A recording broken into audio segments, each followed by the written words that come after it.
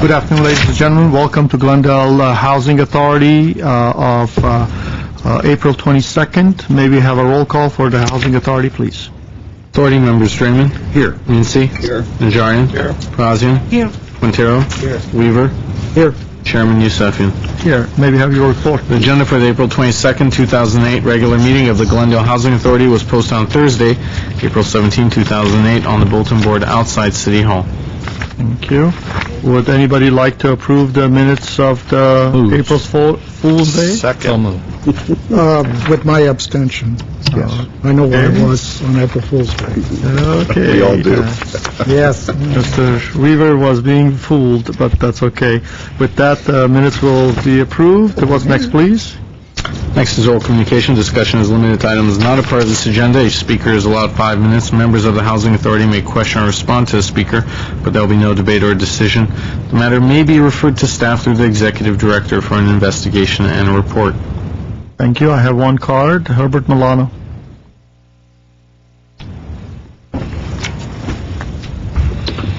Thank you, Mr. Yusefian, members of the Glendale Housing Authority and city staff. My name is First, I want to congratulate all the members of this dais with what I think is probably one of the most intelligent debates that I have heard here in years. Everybody did their homework. You came forward with a core philosophy that is true to your convictions politically. And I think that we learned a significant amount by the discussions that you've had. And it is my hope that you carry the same spirit of this type of debate to the issues that the Glendale Housing Authority has, especially because during many, many months and many years, I have seen a trend in the Housing Authority, and that is that the majoritarian policies generally don't take precedence over client-based policies, meaning that majoritarian politics are those that affect the majority of the Glendale residents or a significant number of residents that are being affected by the policies that you bring up.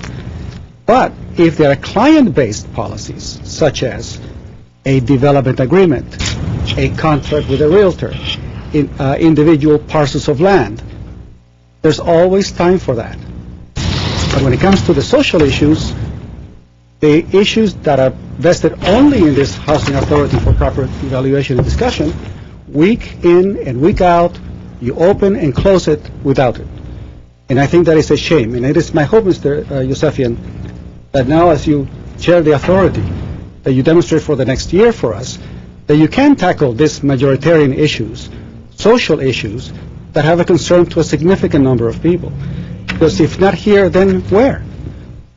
It is my hope that the Housing Authority would take the issue of the insufficient funding for those programs that are being supported by the Community Development Block Grant.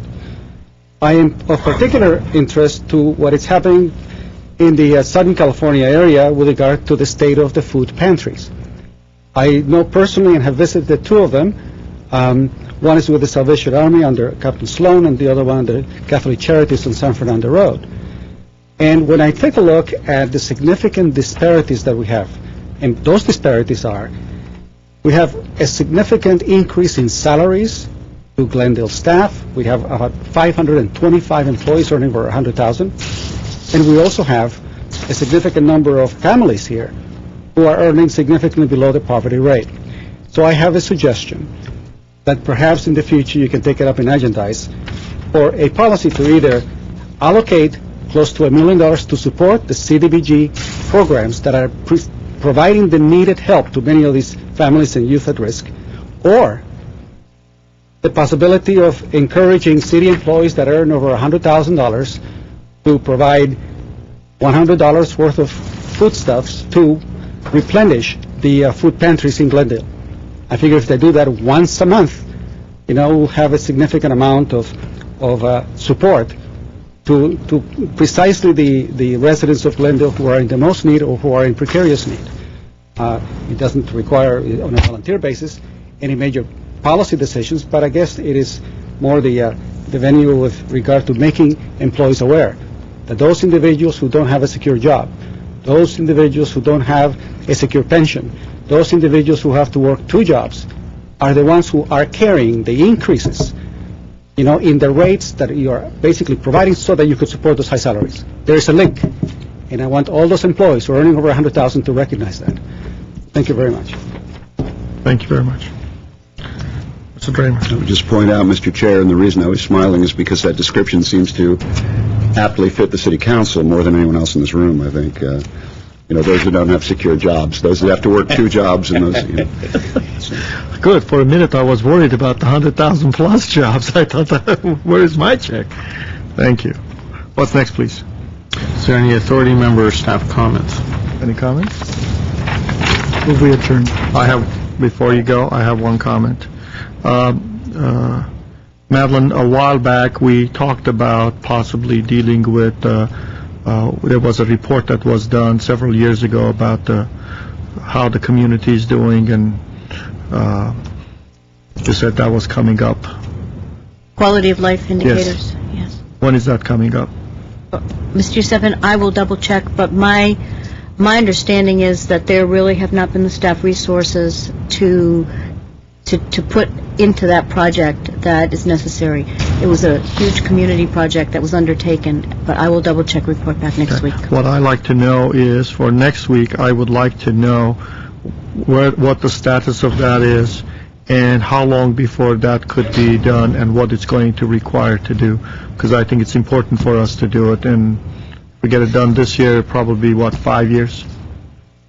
So I'd like to know. Thank you. And with that, there's a motion to adjourn? Yes. There's a second? There's a second. We're adjourned.